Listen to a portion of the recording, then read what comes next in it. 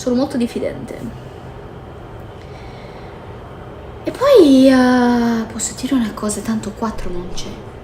Mi sono affezionata di più ai quattrini. Oh, don't mind me. I'm just staring at a really big pair of tits. No,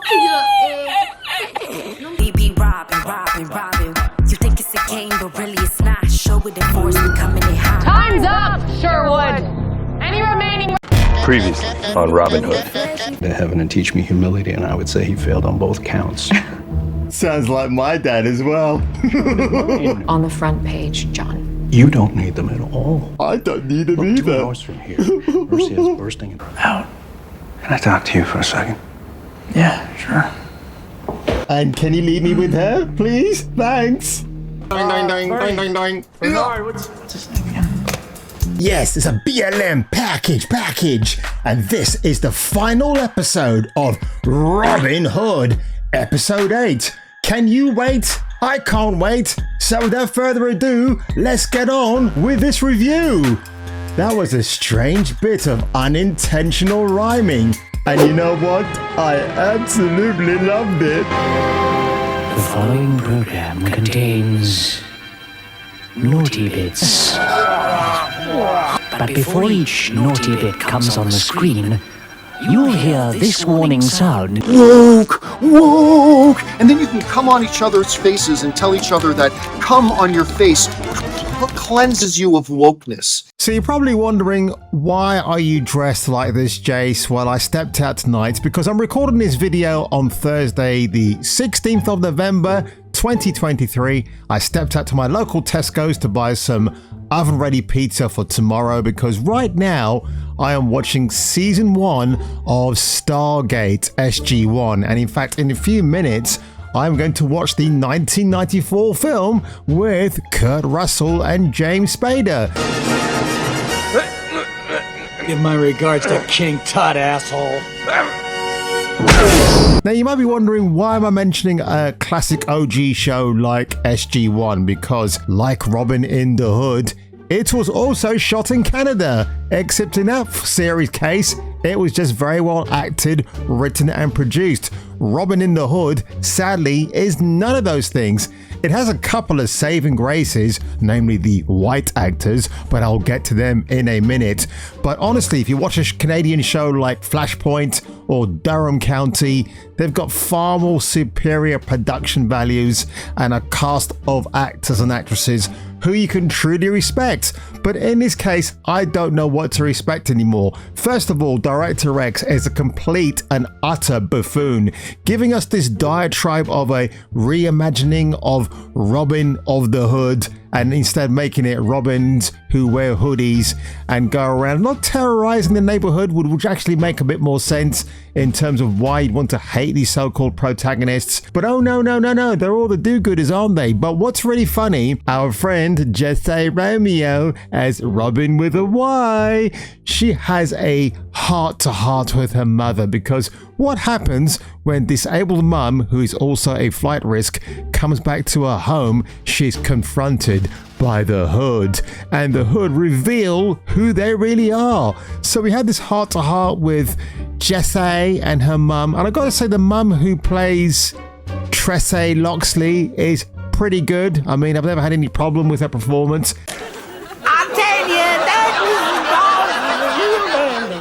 He's just like an English lord. Why, he even used to stand up whenever anybody played the Queen. Well, that's understandable. And poker? I think she really holds her own against the actor who plays John Prince, Ian Matthews. But with the heart-to-heart between mother and daughter, what was really funny is that the mother puts the daughter in her place when when Robyn says, all our lives we've had things stolen from us. To which the mother says, oh, give me a break. And I thought, well done, mum, because actually she's right. The daughter is full of shit by claiming victimhood. Oh, we've been robbed, blah, blah, blah. Yet you've been able to survive all this time in a tower block run by, of course, Prince John. But of course, our intrepid protagonists have to stay in the hood because they've got to fight for what's good. Unintentional rhyming, but I absolutely love it. Friar Tuck, Now, when we do see this guy trying to realign with his computer skills, we see that he's got battered fingers. Now, I don't recall in the previous episode that they got a truncheon and smashed his fingers to death, but apparently they've taken away his implants so he can't be at one with the machine.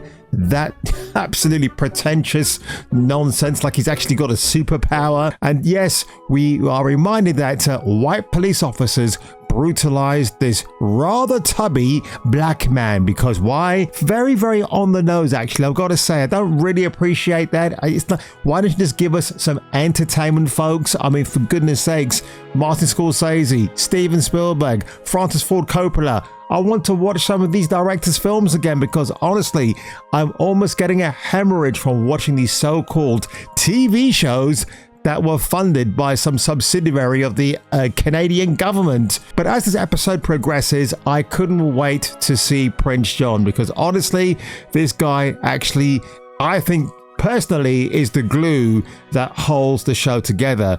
When he's confronted with his surrogate daughter Marion, who looks like she stepped out of Beverly Hills 90210 back from 1992 into this show, and her wardrobe absolutely kills me, because honestly, where are the fashion police when you need them, right? Maid Marion is a really, truly insufferable character.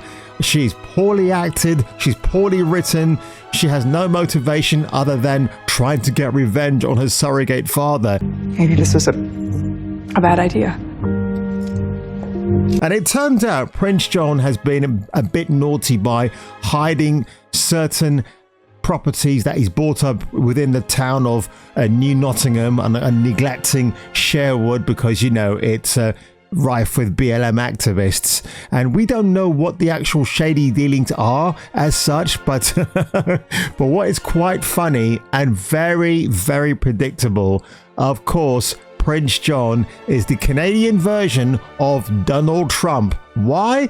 Because he wants to build a wall to protect the rich and to get rid of the poor peasants out there. Honestly, when I heard this, all I can do is just laugh. I mean, are we still threatened by Donald Trump in 2023? Well, 2024 isn't far around the corner, folks. So we'll just have to wait and see what actually happens in that moment. But of course now it's up to our BLM protagonists to stand and fight for what's right in the hood, because just the day before, the white police officers have given them a warning to leave Sherwood otherwise. But of course, this reminds me of Nagasaki and Hiroshima, when they were given a 2-week warning by the US military to leave the city before all hell breaks loose. And I guess this is a very mild version of that particular premise.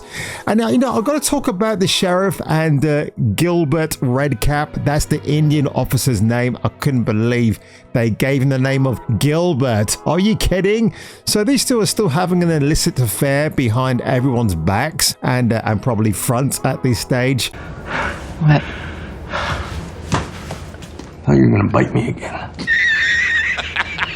She's the mistress and Officer Gilbert is the cuck. So everybody's taking a stand, including Robyn's sister, you know, the one of a different complexion, which means the mother was definitely sleeping around with another man.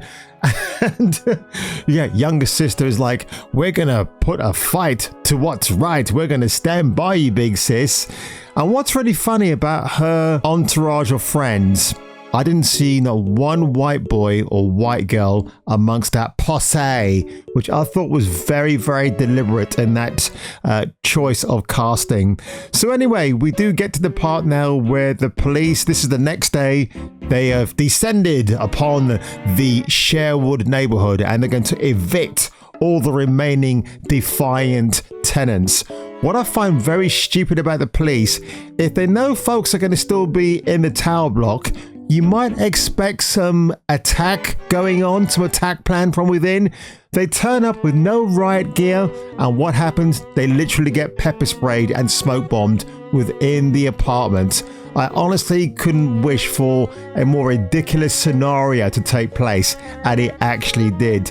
Now what happens? Sheriff Gilbert Redcap, or rather should I say Assistant Cuck, spots a member of the hood slipping into another entrance, but he's told by red-headed Sheriff of Nottingham that he can't pursue that person. she's got another plan for him.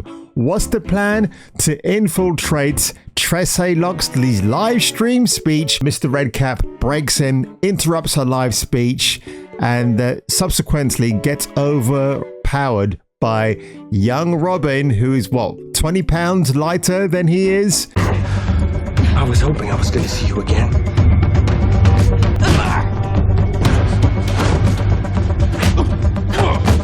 She actually knocks him out in the end with the cookie condom jar. I kid you not.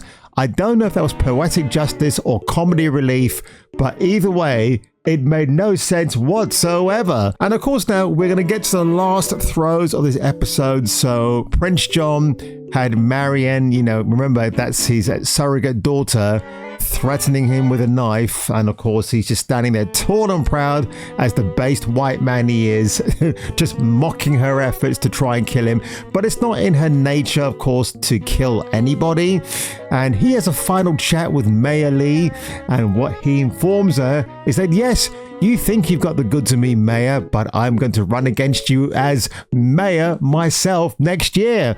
So I'm beginning to wonder if we're going to get a season 2 of Robyn in the Hood.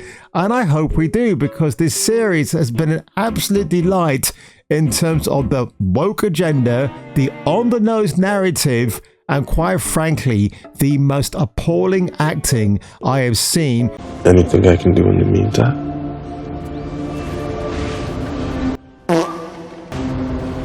So how does the episode actually end?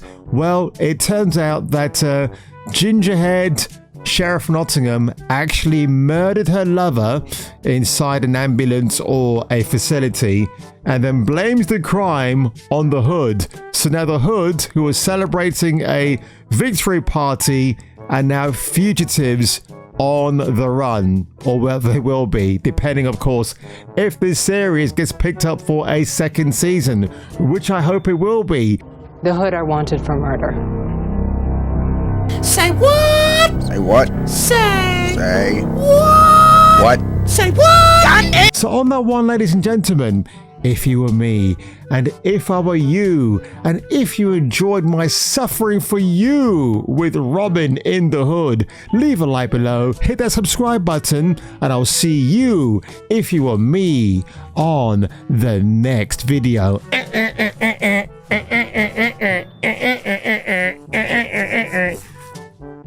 Sue Storm, the one Sue Storm I really hope we get in the new Fantastic Four film, Fantastic Four skin. The city needs those people. And the city needs big titties. Bill 121 out. You want me to betray my own voters? Yes, I want to give you exactly, like any other normal politician. I will love you. It's so nice. Yeah, cool. Well, You should, big titty alert. I want to show you this together.